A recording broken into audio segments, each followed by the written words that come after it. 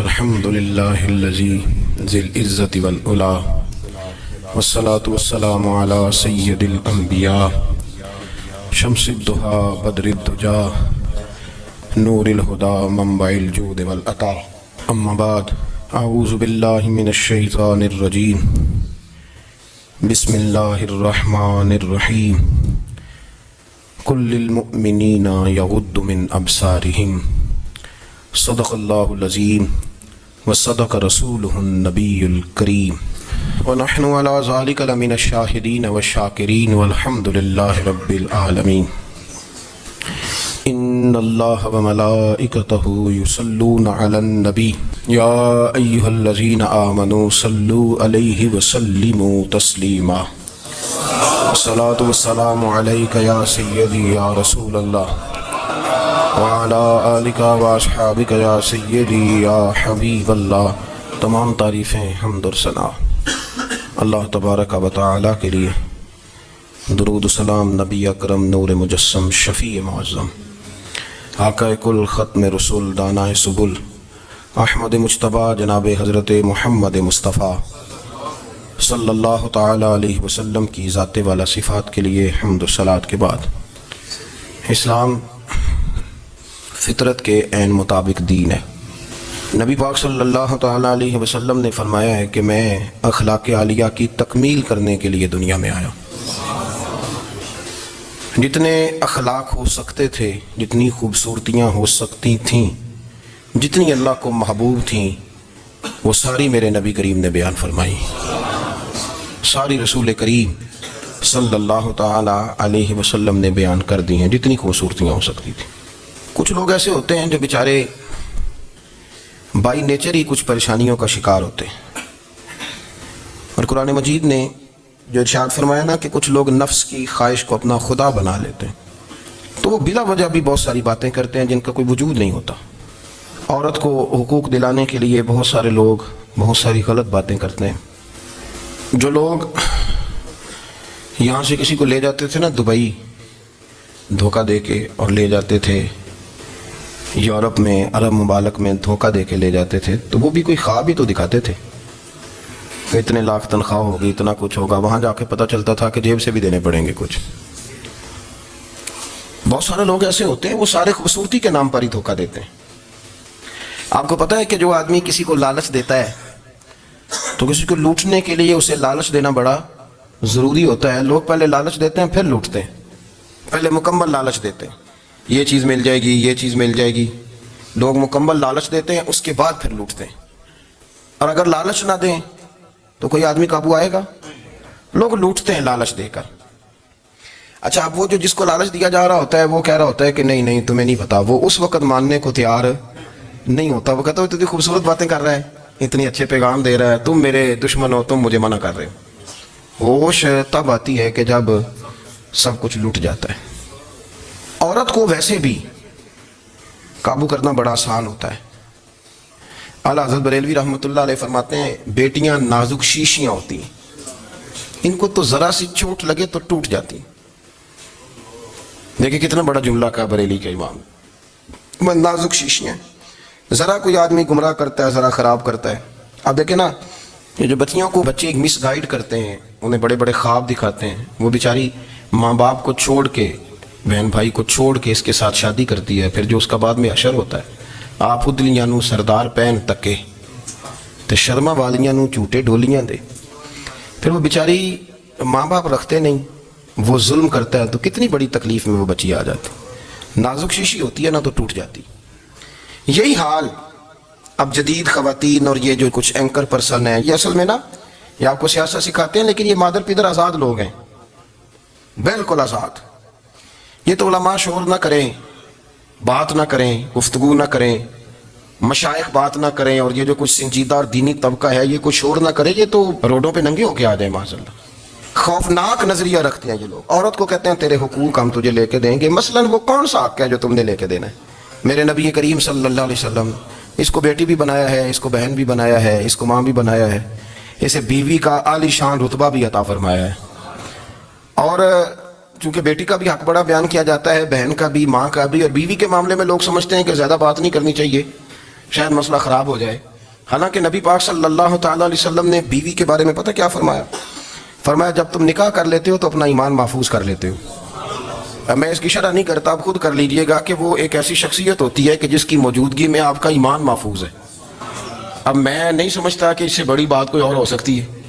جس کی موجودگی میں آپ کا ایمان، اور بھائی یہ حدیث پاک عرض کر رہا ہوں، نکاح جب کوئی کر لے تو اس نے اپنا ایمان مکمل کر لیا.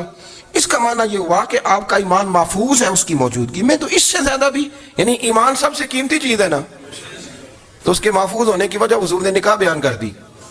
اب میرا خیال ہے بیوی اگر کوئی اس سے بڑا حقوق مانگے گی تو بیوقوفی کرے گی.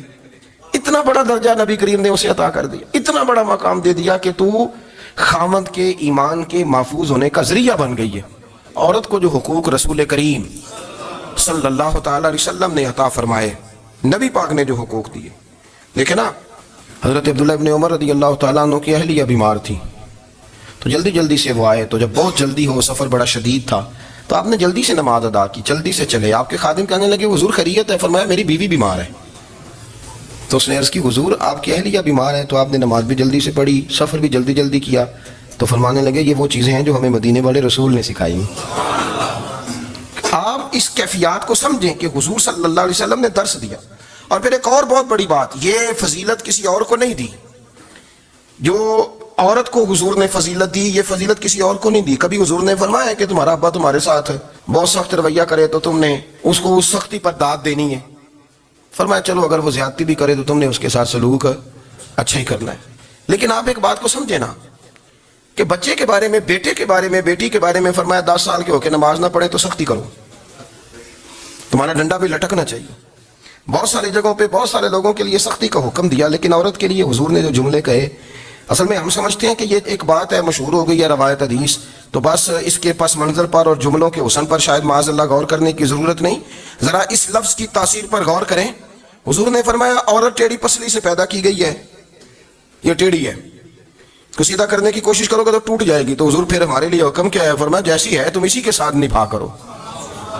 آپ سمجھیں کہ اتنا محفوظ حضور نے درجہ دے دیا بی بی کو، اتنا محفوظ کہ فرمایا غلطی بھی ہو تو میرے غلاموں تم اس کے ساتھ نبھا کرو، گزارا کر لو. کو کیا اور حق چاہیے عورت کو، جس کو اس کی غلطیوں سمیت نبی پاک نے قبول کرنے کا حکم دے دی کہ اس کی کمزوریوں سمیت قبول کر لو. اب اس کو اور کیا، کوئی کمزوریوں سمیت قبول کرتا ہے؟ کبھی آپ دکان پہ بیٹھے ہو تو آپ کہیں بھی اس میں یہ بھی غلطی، میرے مال میں یہ بھی کمزوری ہے، یہ بھی کمزوری ہے، یہ بھی کمزوری ہے، تو کر لے قبول. کرتا ہے کوئی؟ کوئی شخص ایسا ہو جو کسی چیز کی کمزوریاں بیان کر کے کہ اسے قبول کرو؟ پر رسول کریم صلی اللہ تعالیٰ علیہ وسلم نے نا ہمیں سبق دیا، حضور نے ہمیں درس دیا، نبی پاک نے ہمیں پیغام دیا. فرمایا یہ ٹیڑھی ہے، سیدھی کرنے کی کوشش کرو گے تو بیچاری ٹوٹ جائے گی، تو اس کے ساتھ نبھا کر جاؤ. آپ میری بات کو سمجھیے گا. چلیں میں اس پر ایک اور بخاری مسلم کی حدیث پڑھتا ہوں.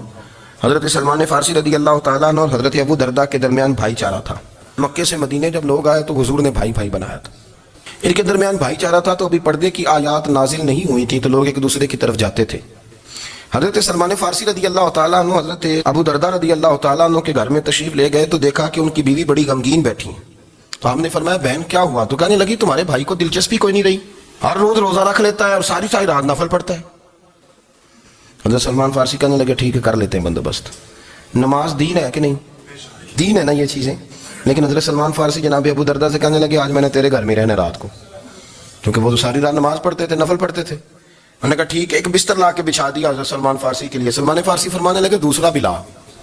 کہا وہ کیا کرنا ہے؟ فرمانے لگے تو نے بھی سونا ہے، میں نے بھی سونا ہے، تو نے بھی سونا ہے. شام پڑھیں گے اور پھر دونوں سوئیں گے. کہا میں نے تو نماز پڑھنی ہے. فرمایا تہجد کے وقت اٹھ کے پڑھیں گے، اللہ کے رسول بھی رات آخری حصے میں جا کے نماز پڑھتے.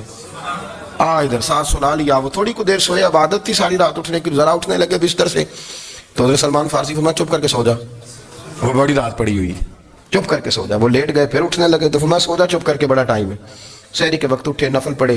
ان کا ارادہ تھا روزہ رکھنے کا، تو فرمانے لگے کل رکھا تھا نا نفلی روزہ؟ جی رکھا تھا. پرسوں بھی رکھا تھا، ترسوں بھی رکھا تھا. فرمایا آج نہیں رکھنا، آج میں تیرا مہمان ہوں، سارا دن کٹھے مل کے روٹیاں کھائیں گے، آج نہیں روزہ رکھنا. سلا دیا.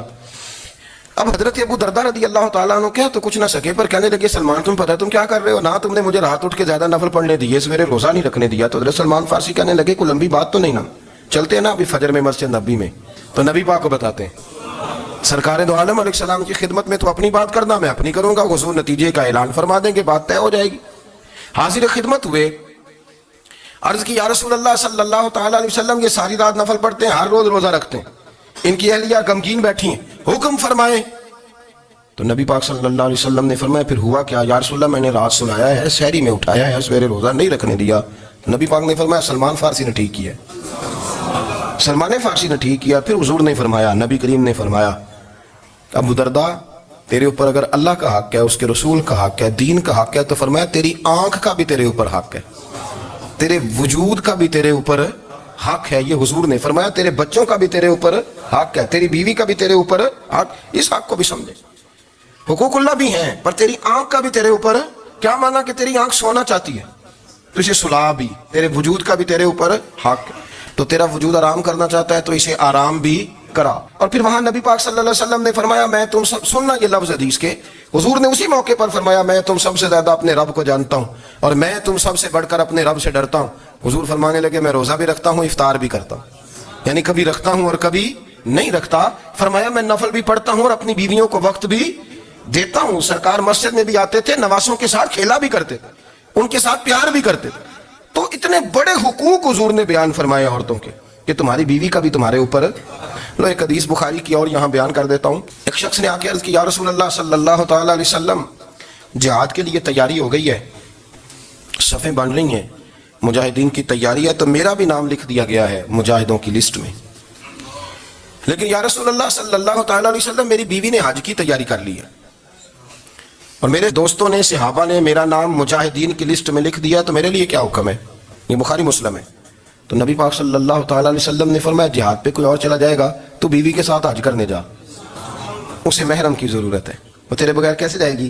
مجاہدین کو تو اور مجاہد مل جائے گا، پر تو اپنی بیوی کے ساتھ جانا۔ وہ نبی پاک صلی اللہ علیہ وسلم نے مرد کو محافظ بنایا ہے، عورت کو مرد کا قیدی نہیں بنایا، بلکہ عورت کو حفاظت عطا کی ہے اور مرد کو اس کا محافظ بنایا۔ اب بچیاں آزاد ہونا چاہتی ہیں، اور آزادی بھی وہ والی کہ جو بنیادی طور پر آزادی نہیں، فحاشی ہے۔ میں نے بہت پہلے کہا ہے کہ اسلام بیٹیوں کو قیمتی سمجھتا ہے۔ جس بندے کے پاس 20 تولے سونا ہو وہ چوک میں لے کے نہیں آتا، وہ قیمتی چیز ہے، اس نے چھپا کے رکھی ہوتی ہے۔ تو جو نبی پاک صلی اللہ علیہ وسلم کا کلمہ پڑھنے والے بیویاں، اسلام انہیں قیمتی سمجھتا ہے، کہتا ہے کہ تم قیمتی ہو لہذا گھر کے اندر رہو، تم باہر نہ ہو۔ لیکن عورتیں ہیں کہ ان کو بلا وجہ لوگ خراب کر دیتے ہیں اور بلا وجہ وہ اس مغالطے کا شکار ہو جاتی ہیں۔ اب آگے بڑھتے ہیں۔ قرآن مجید نے سورہ نور کی آیت نمبر 30 میں کہا کہ کل للمؤمنین یغضوا من ابصارہم، فرمایا کہ اے محبوب علیہ السلام مومن مردوں سے کہہ دو کہ اپنی نظریں جھکا کے رکھیں، اپنی نظریں۔ اور اگلی آیت میں فرمایا وَقُلْ لِلْمُؤْمِنَاتِ یغضضن من ابصارہن، فرمایا کہ اے محبوب مومن عورتوں سے بھی کہہ دو کہ اپنی نظریں جھکا۔ مرد بھی اپنی نظر جھکا کے رکھے گا عورت کی طرف، لیکن یہ ساری پابندی صرف مرد پر نہیں، عورت بھی غیر محرم کا چہرہ نہیں دیکھے گی، اس پر بھی اسی طرح نظر جھکانے کا حکم ہے، جس طرح کہ وہ ہر دکاندار کو بھائی جان کہہ کے گفتگو کرنے کی اس کو بھی اجازت نہیں ہے کہ وہ بھی وہ سمجھے کہ پابندی تو مرد نے کرنی تھی، میں نے تھوڑی کرنی تھی۔ وہ جس کے پاس جائے، جہاں بھی جائے، ڈاکٹر کے پاس جائے، باہر جائے، تو وہ جس طرح مرضی اس کا دل چاہے وہ بات چیت کرے، اس کی عورت کو بھی اجازت اسلام نہیں دیتا۔ بنیادی طور پہ اسلام شرم و حیا کا دین ہے، حیا کی بات کرتا ہے۔ حیا کی جب ہم تعریف کرتے ہیں تو حیا کی تعریف یہ ہے کہ کوئی کبھی چیز دیکھ کے نا تو آپ کی طبیعت میں کراہت محسوس ہو، آپ کوئی غلط جملہ منہ سے نکالتے ہوئے ذرا جھجکیں، آپ کوئی غلط بات کرتے ہوئے تھوڑا بوجھ محسوس کریں۔ ہمارے ہاں تیزی سے فروغ پایا ہے بے حیائی میں، سنگیوں کی محفلیں، یاروں کی محفلیں، اس میں غلیظ گفتگو ہوتی ہے، الا ماشاء اللہ۔ جن دوستوں کو بڑی پاک صاف گفتگو کرنی چاہیے، دوستی کا رشتہ بڑا مقدس رشتہ ہے، جو یہاں ایک دوسرے سے پیار کریں گے جنت میں بھی اکٹھے داخل کیے جائیں گے۔ شرط یہ ہے کہ پیار اللہ رسول کی رضا کے لیے ہو، لیکن اس کے اندر اگر آپ کی گفتگو کچی ہو، کمزور ہو، فحاشی والی ہو، عریانی والی ہو۔ ہمارے ہاں تو اب اس کو لوگ فیشن سمجھتے ہیں، اس کو مردانگی کی علامت سمجھتے ہیں کہ وہ جی ساری باتیں جی وہاں ہو گئی، اور جس کا جو جی چاہا اس نے کہا۔ آپ جب حیا کے دائرے میں ہوتے ہیں تو آپ خود بھی سکون محسوس کرتے ہیں۔ دیکھیں نا، آپ کو نیند سکون سے کہاں آتی ہے؟ جہاں کمرہ بند ہو، چاروں جانب دیوار ہے، اوپر چھت ہے، خالی دروازہ بھی کھلا ہوا ہونا، تو جب بندہ سکون لینا چاہتا ہے تو کہتا ہے یار ذرا دروازہ ذرا بند کر دو۔ وہ اچھی طرح اپنے آپ کو چھپا لیتا ہے نا، حیا کے پردے میں تو اللہ اسے سکون عطا کرتا ہے۔ اور جو اس سے بھی زیادہ ٹھنڈی نیند میں جانا چاہتا ہے وہ کہتا ہے لائٹ بھی بند کر دو. اب وہ مکمل طور پہ سمجھتا ہے کہ میں چاروں جانب سے چھپ گیا ہوں, اگر میں کھل کے بھی سو جاؤں گا تو میرا چونکہ پردہ قائم ہے تو مجھے کوئی دشواری نہیں ہوگی. آپ جب چھپ جاتے ہیں, جب آپ حیا کے اندر سمٹ جاتے ہیں, جب آپ چادر کے اندر آ جاتے ہیں تو آپ بہت ساری جگہوں پہ آسانی محسوس کرتے ہیں. تو حیا تو آپ کو سکون دیتی ہے, حیا تو دل کو راحت دیتی ہے. میں بڑی ذمہ داری سے بات عرض کرتا ہوں, قرآن مجید نے نا ایک مقام پہ مذاق کو, ایک مزاح ہوتا ہے خوش طبی, وہ نہیں مذاق اڑانا, قرآن پاک نے نا مذاق کو ایک جگہ پہ جاہلوں کا طریقہ بھی قرار دیا ہے. بنی اسرائیل کے لوگوں سے حضرت موسیٰ نے کہا کہ گائے ذبح کرو اور ایک ٹکڑا مقتول کو مارو, زندہ ہو کے خود بتا دے گا مجھے کس بندے نے قتل کیا. تو کہنے لگے آپ ہمارے ساتھ مذاق کر رہے ہیں. تو قرآن مجید کہتا ہے کہ حضرت سیدنا موسیٰ علیہ السلام فرمانے لگے اعوذ باللہ ان اکون من الجاہلین, فرمانے لگے میں اللہ کی پناہ مانگتا ہوں کہ میں جاہلوں میں سے ہو جاؤں. یہ مذاق کرنا تو جاہلوں کا طریقہ ہے. اگر آپ کی زبان سے بے حیائی کا جملہ نکل گیا, اگر آپ کی زبان سے بے حیائی کا جملہ نکل گیا, آپ نے کہہ دیا کہ ہم آزاد لوگ ہیں, جو مرضی کریں گے, جو مرضی کہیں گے, جو ہمارا دل میں آئے گا کریں گے, تو پھر تو لوگ آپ کا وہ حشر کریں گے کہ آپ سے برداشت ہی نہیں ہوگا. جس کا لوگ مذاق بنا لیتے ہیں اور جو مذاق بن جاتا ہے پھر اسے کوئی جینے دیتا ہے. آپ حیا کی چادر میں چھپیں گے تو بچیں گے.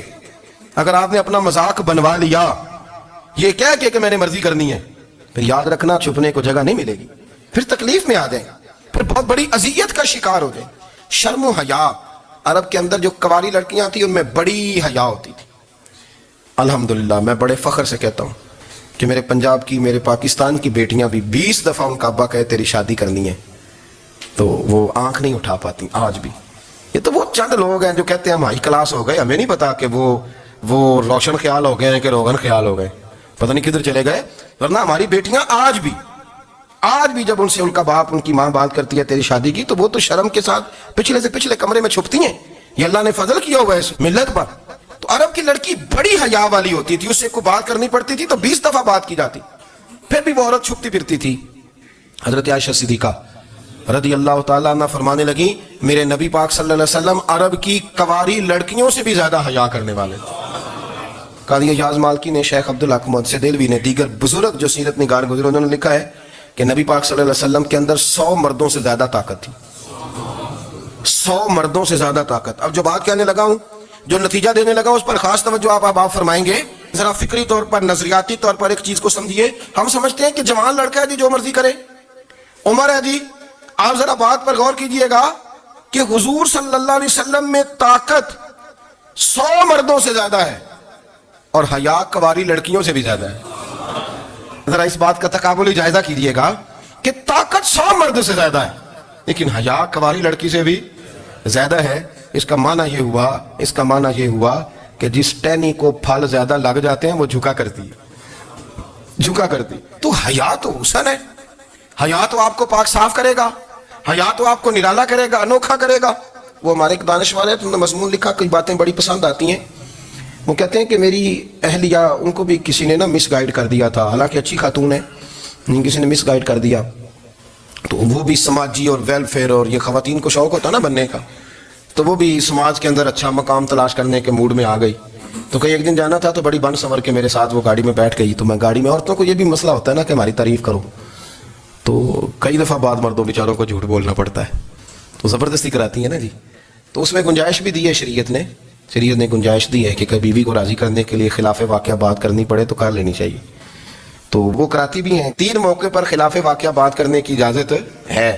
واقعے کے خلاف بھی آپ بات کر سکتے ہیں. جنگ کے موقع پر 2 لوگوں کو صلح کرانے کے لیے اور بیوی کو راضی کرنے کے لیے کر لیں کوئی ایسی بات, بے شک اپنی طبیعت پہ جبر کر کے کر لیں, گنجائش ہے, اجازت ہے. تو وہ کہتے ہیں جب وہ گاڑی میں میرے ساتھ بیٹھی بن سنور کے, تو وہ تقاضا کرنے لگی کہ میں نے بڑے اچھے کپڑے پہنے ہیں پر آپ نے توجہ نہیں کرائی. تو سیاںا بندہ تھا, وہ چاہ رہا تھا کہ میری خاتون سمجھ جائے.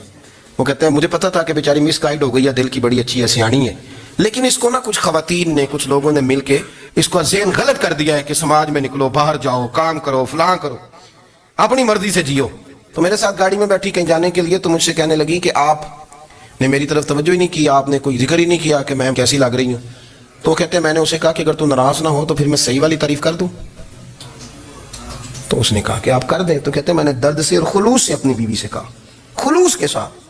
میں نے کہا میں تو روز گھر ہوتا ہوں, روز شام کو گھر ہوتا ہوں, اگر تو میرے لیے تیار ہوتی تو میں تیری تعریف کرتا، لیکن آج تو باہر جانے کے لیے تیار ہوئی، تو پھر ان سے تعریف کی امید رکھ جن کے لیے تو نے تیاری کی ہے۔ میرے لیے تیاری کرتی تو میں تو ہر شام تیرے پاس ہوتا ہوں۔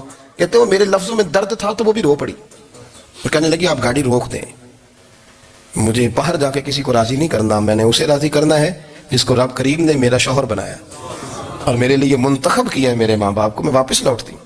یہ ایک پہلو ہے سلگتا ہوا، اس کو سمجھا جائے۔ رسول کریم صلی اللہ علیہ وسلم عرب کی کواری لڑکیوں سے زیادہ حیا والے تھے، کواری لڑکیوں سے زیادہ حضور حیا فرمایا کرتے تھے۔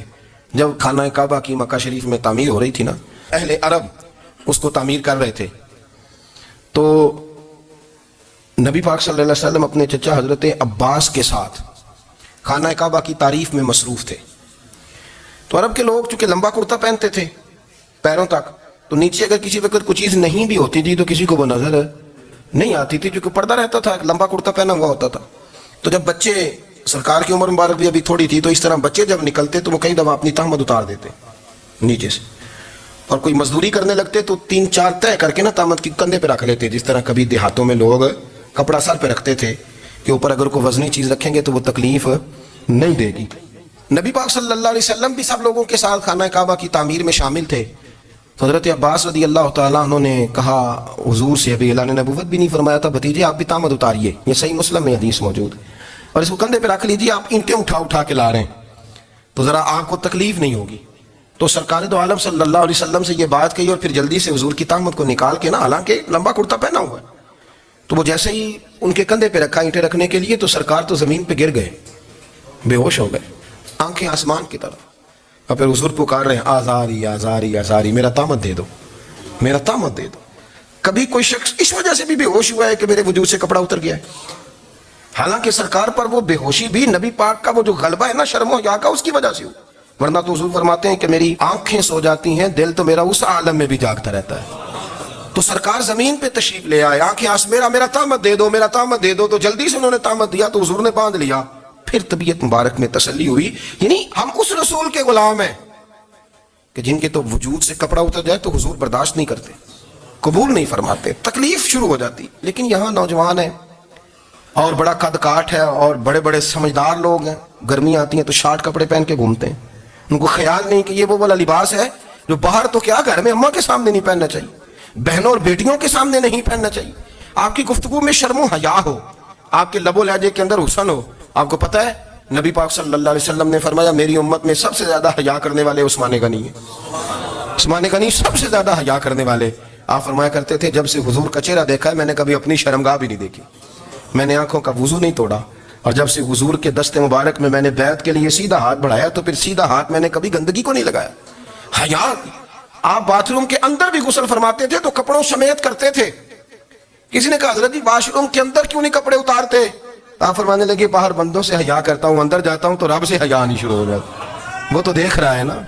تو میں جو بات آپ کی خدمت میں عرض کرنا چاہتا ہوں اس کو آپ سمجھیے گا میرے عزیز، کہ شرم والا مزاج، گفتگو بھی شرم والی، آنکھیں بھی شرم والی، لباس بھی شرم والا، دوستی یاری بھی شرم والی، بہت ساری ایسی باتیں۔ دیکھیں نا آپ ذرا، میں نے کہا کہ باتوں کو سن کے گزر نہ جایا کریں، اس کی گہرائی پر غور کریں۔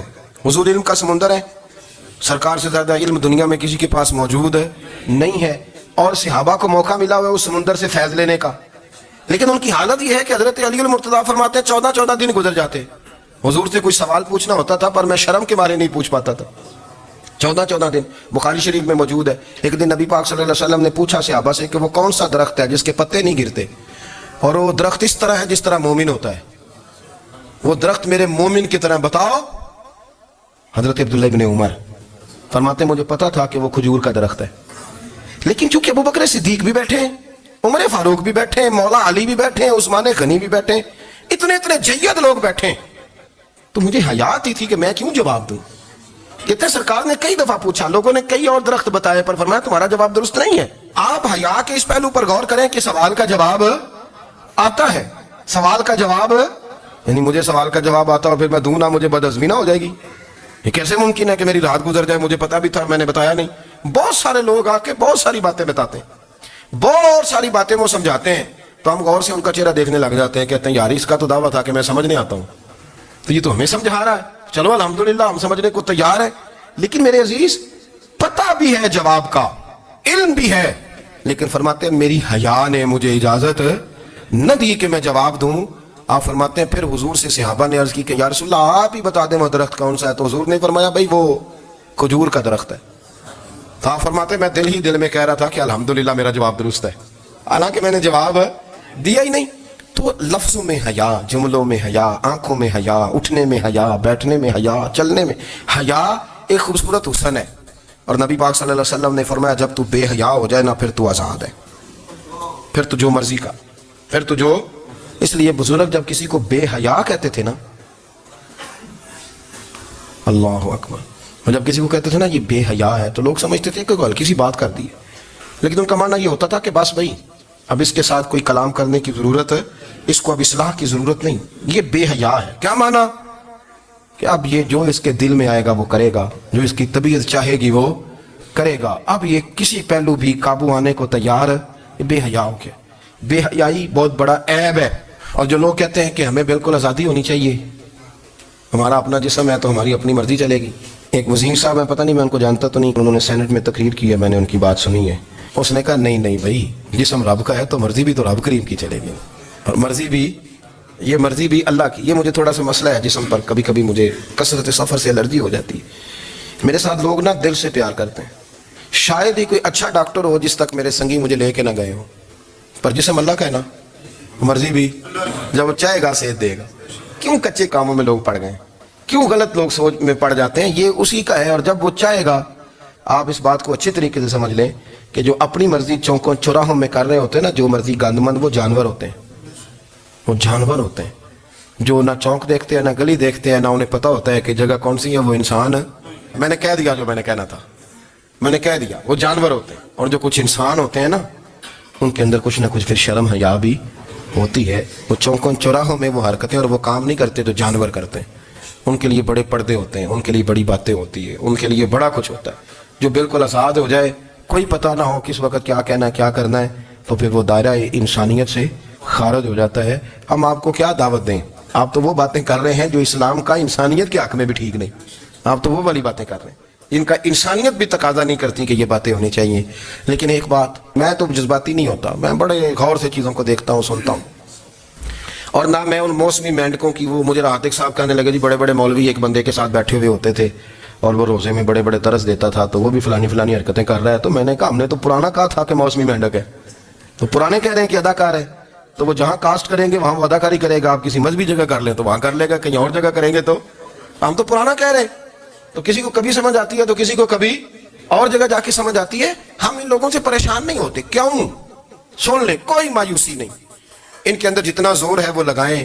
یہ ملک بنا ہے رسول اللہ کے نام پہ، یہ اللہ نے تحفہ دیا ہے امت مسلمہ کو، یہ نبی پاک کے نام پہ بنا ہے، تو یہاں جھنڈا بھی وہی والا بلند ہونا ہے جو مدینے والے رسول کا جھنڈا ہے، اور یہاں وہی کام چلے گا جو نبی پاک نے بیان فرمایا۔